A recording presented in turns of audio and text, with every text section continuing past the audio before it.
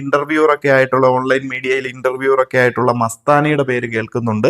അതുപോലെ തന്നെ നമ്മുടെ സീരിയൽ ആക്ടർ ആയിട്ടുള്ള ജിഷ്യൻ മോഹന്റെ പേര് കേൾക്കുന്നുണ്ട്. ഇവരൊക്കെ നമ്മുടെ പ്രഡിക്ഷൻ ലിസ്റ്റിൽ ഉള്ളത് കൊണ്ട് നമ്മൾ ഫോട്ടോ ഒന്നും പ്രത്യേകം എടുത്തെടുത്ത് കാണിക്കുന്നില്ല. കാരണം ഇതെല്ലാവരും നമ്മൾ പ്രഡിക്ഷൻ ലിസ്റ്റിലും ഒക്കെ ഉൾപ്പെടുത്തി വന്നിരുന്നവരുടെ പേരുകൾ തന്നെയാണ്. അതുപോലെ തന്നെ നമ്മുടെ ട്രാൻസ് വുമണും ജേർണലിസ്റ്റും ആയിട്ടുള്ള ഹെയ്തി സാദിയയുടെ പേര് കേൾക്കുന്നുണ്ട്. അതുപോലെ തന്നെ ഏഷ്യാനെറ്റിന്റെ തന്നെ സീരിയൽ ഫാമിലിയിൽ നിന്ന് നമ്മുടെ ശ്രീലക്ഷ്മിയുടെ പേര് കേൾക്കുന്നുണ്ട്. മോഡലൊക്കെ ആയിട്ടുള്ള വ്യാസന്റെ പേര് കേൾക്കുന്നുണ്ട്.